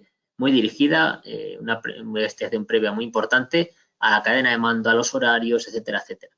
Buscan en muchos casos que esa persona que está mandando el mail esté ilocalizable, es decir, en un momento dado, esa persona de jerarquía va a entrar en un avión y saben cuándo tiene el horario del avión y mandan ese mail en ese momento porque saben que va a estar ilocalizable, ¿de acuerdo? Ese mail de urgencia, ¿vale? Y utilizan técnicas pues para hacerse pasar por otros usuarios, ¿de acuerdo? Entonces, aquí en este caso tenemos por una parte la parte del spoofing, ¿de acuerdo? En la parte del spoofing, el hacerse pasar por un falso dominio, ¿de acuerdo? Suplantar pues, ciertos protocolos que se tienen, ¿de acuerdo? Y que se hace pasar por falsos dominios. No voy a entrar un poco en las definiciones. El tema de hacer un dominio muy parecido, lookalike, ¿de acuerdo? Al que tiene ese tercero o esa persona que lo recibimos, y la parte del display name o el cambio un poco de ese nombre, ¿no? Que modificar el nombre del remitente pues manteniendo la dirección original del email original. Son diferentes técnicas. Y luego el ciberscouting, que como vemos aquí os he puesto unos ejemplos, el marcar o modificar ciertos aspectos que parezca el mismo mail, aunque no lo sea, ¿de acuerdo? En cuanto a, si os dais cuenta, bueno, con el correo de JCIL es difícil porque es muy cortito y se ven rápidamente en muchos casos, pero bueno, añadir una letra, constituir otra, cambiar el dominio, ¿de acuerdo? Separar, llevar a cabo una inserción de algún carácter, omitirlo, o el subdominio, homografía, aquí en vez de una L es una I, ¿de acuerdo? Entonces, tema de transposición de letras, pues dependiendo del tipo de dominio que se tenga, pues pues puede que caigamos en la trampa o nos lo parezca si no nos fijamos bien, ¿no? Y luego el email compromise, el EAC, ¿vale? Que es cuando las cuentas han sido comprometidas previamente. Aquí sí que es verdad que el remitente, o sea, es el correo del usuario. Lo han hackeado, bien sea por malware, bien sea por phishing en el que ha caído y tienen acceso a su correo electrónico, ¿no?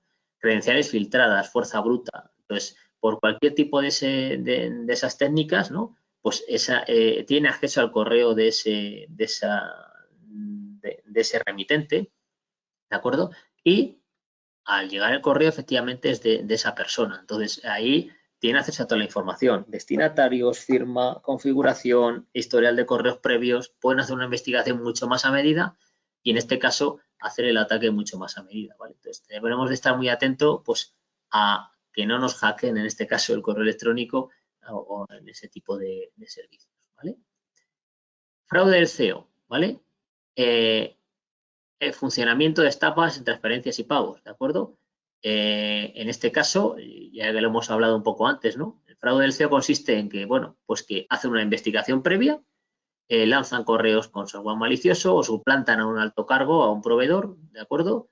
Y ordenan a lo mejor unos determinados pagos, como hemos visto antes, ¿vale? Es un tipo de ataque BEC también, pero bueno, generalmente se llama fraude del CEO, pues se debe pasar por el responsable de la empresa o en este caso, pues el responsable a lo mejor de la Administración de la Comunidad de Castilla y León, etcétera, etcétera, ¿vale? Promueve siempre urgencia o algún problema ficticio de origen relacionado porque han hecho una investigación. Hoy hay que hacer este pago porque si no perdemos el contrato, saben que eso está en vilo ahora en ese momento y que hoy hay que hacerlo urgentemente, no puedo hablar contigo porque voy a montar en el avión y me voy a ir, etcétera, etcétera, ¿vale? Y otros casos es la modificación de la cuenta bancaria, como el que hemos visto al principio.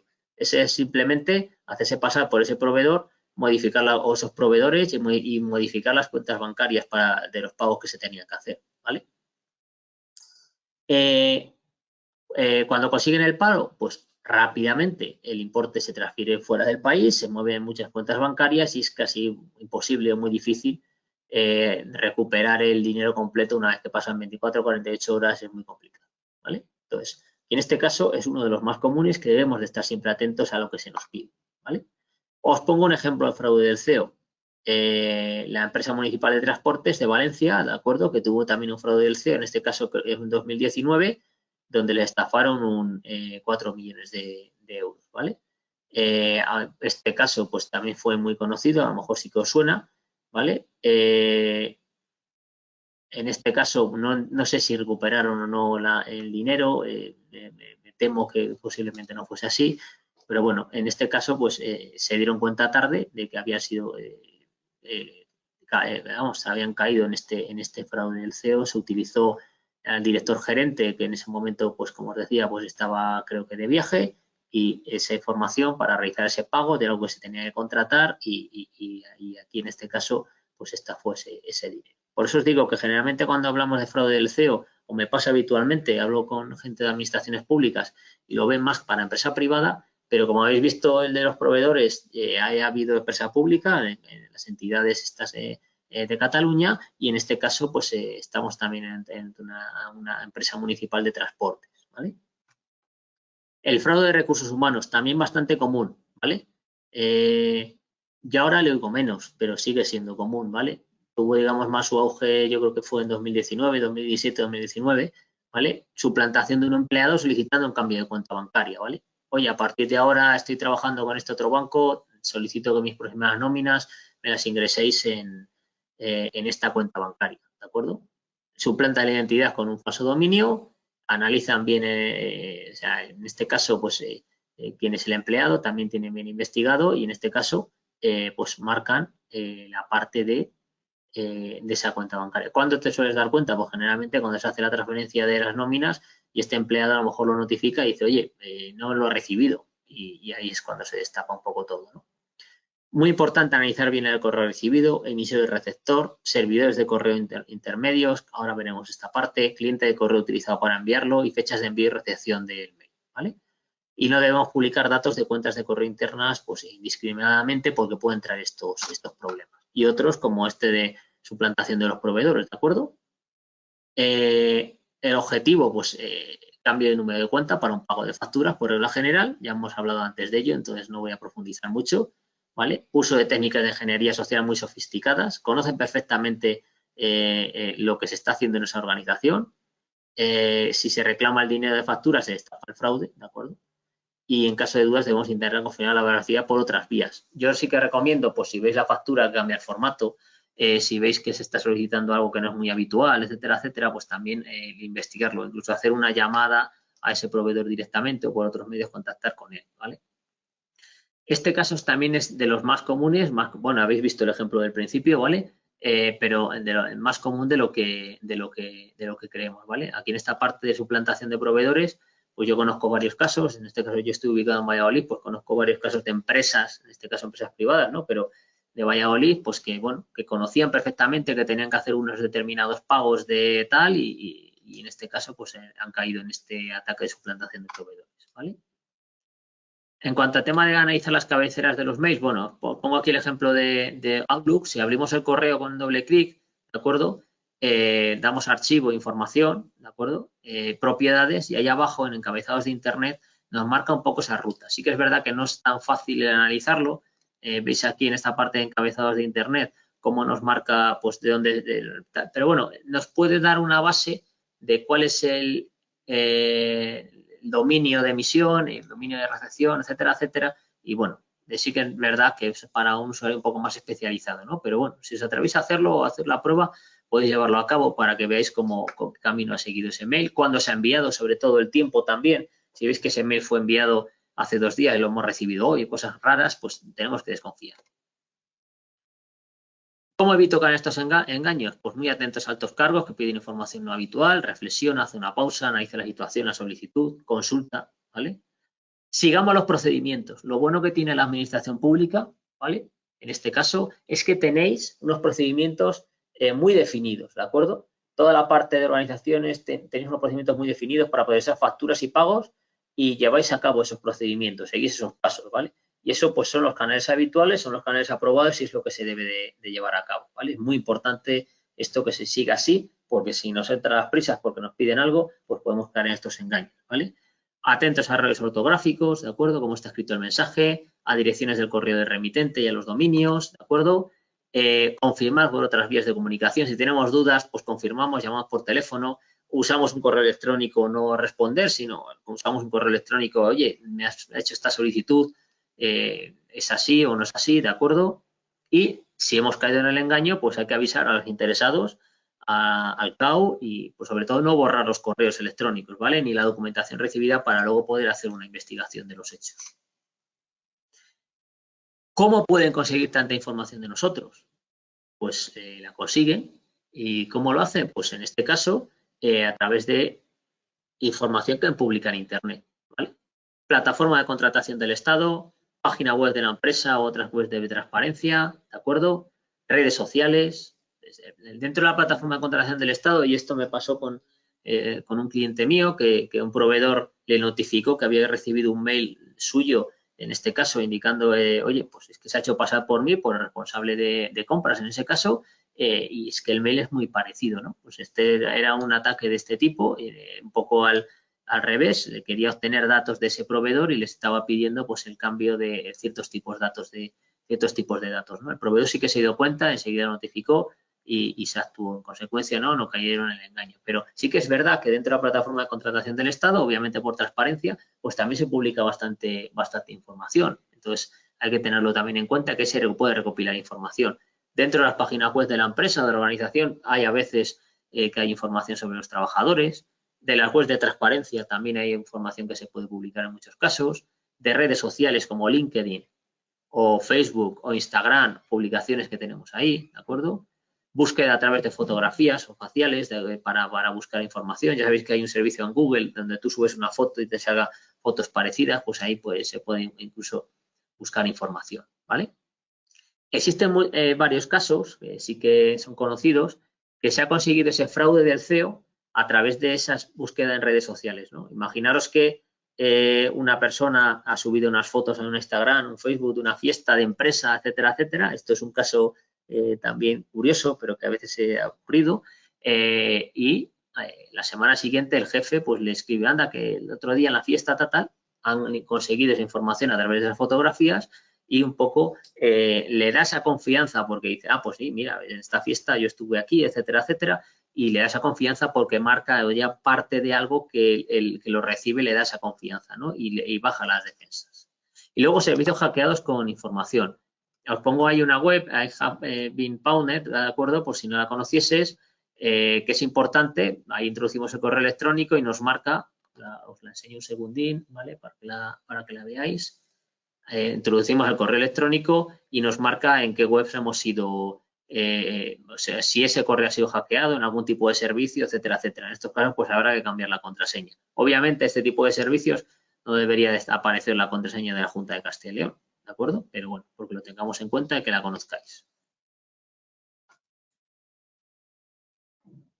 Estos robos de información pues empiezan por la recopilación en Internet, como hemos visto, ¿vale? Entonces, tenemos que tener mucho cuidado con lo que publicamos de nosotros y un dato quizás, a lo mejor nos parece que no es relevante, pero la unión de muchos datos y la recopilación de muchos datos, pues sí que lo es, ¿vale?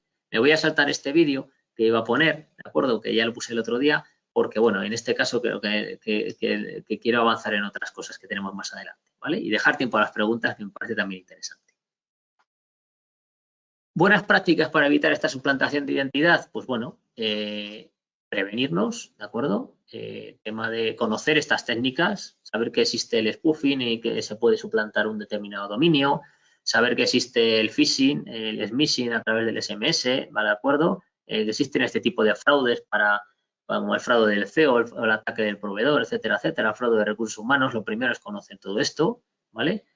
No intercambiar ni prestar la cuenta de acceso a la Junta, a la Administración de la Comunidad de Castilla y León, y sobre todo en la parte de claves de acceso de contraseñas, pues tener en cuenta, bueno, utilizar unas únicas, ¿vale? No utilicéis en los mismos servicios las mismas contraseñas, aunque sé que a veces es complicado, ¿no? Pero no lo utilicéis. Políticas de seguridad y de uso, ¿de acuerdo? En cuanto a políticas de seguridad de la información, ¿vale?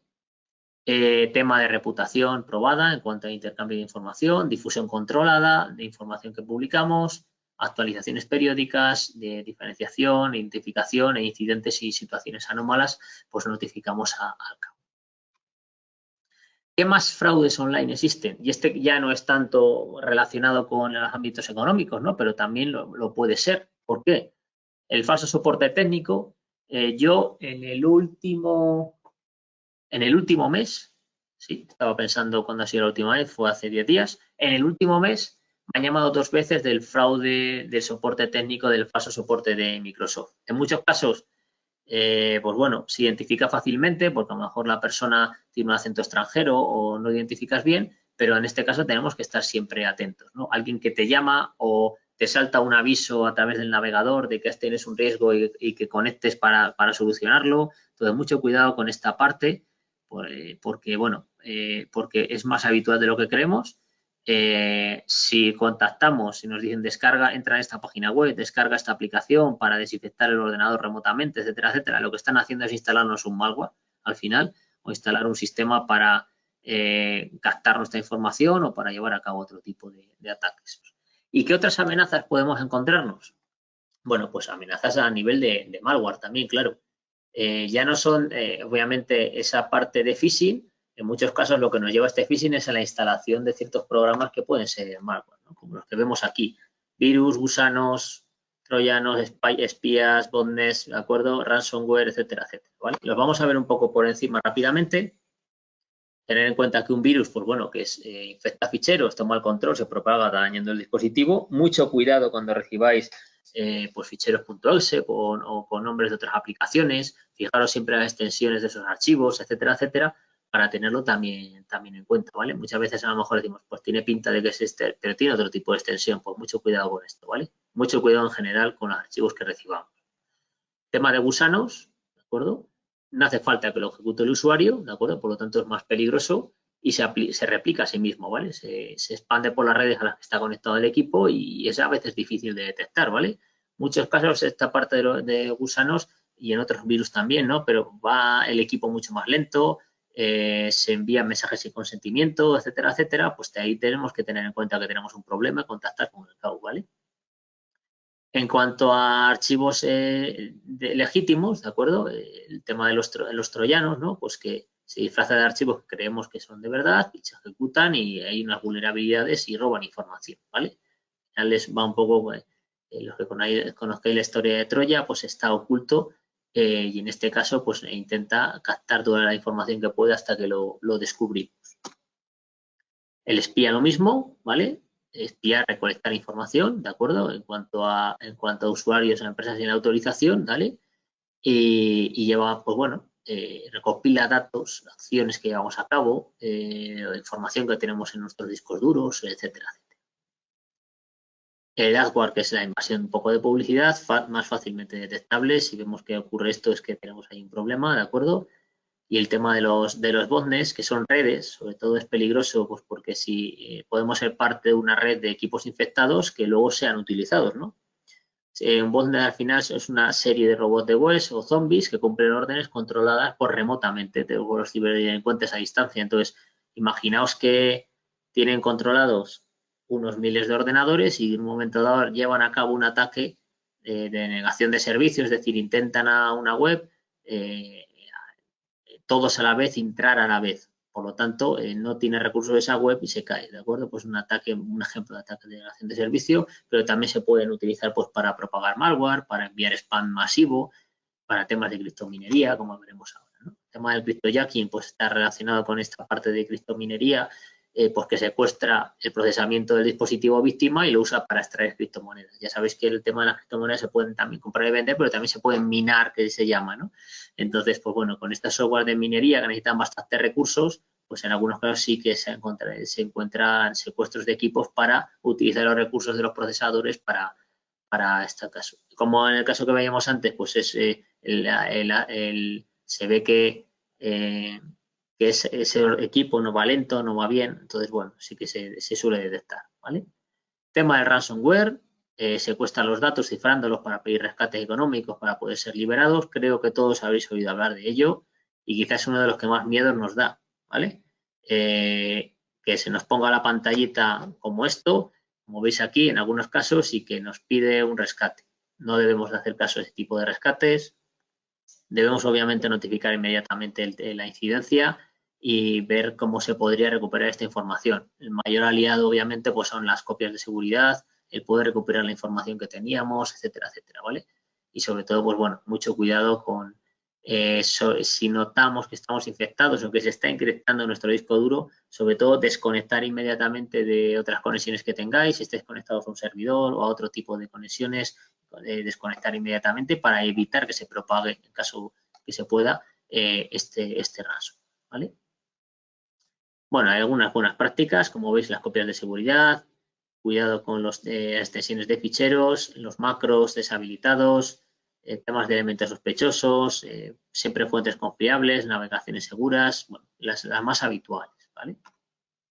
Y normas de correo electrónico. Hemos visto algunas antes, ¿vale? Prohibido la redirección de cuentas corporativas a correos externos, es una de las que no hemos hablado antes. La prohibición de interceptar, leer, borrar, enviar, copiar o modificar contenido de mensajes. Prohibida la conexión a servidores de correo no corporativos, herramientas o sistemas que intenten ocultar la identidad del emisor, prohibido el uso abusivo del correo electrónico, ¿vale? Y bueno, estas son algunas de las manuales de buenas prácticas. Os pongo estos manuales para que veáis que ya hay esas buenas prácticas que hablábamos al principio. Y ya para terminar, la parte de notificación de incidentes.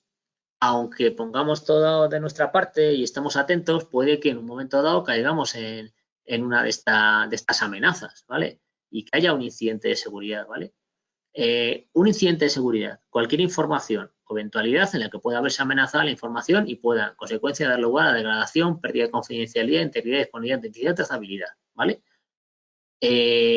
Un ataque de los que hemos visto, de ese tipo de phishing, si caemos en él, pues estaríamos ante un incidente de seguridad.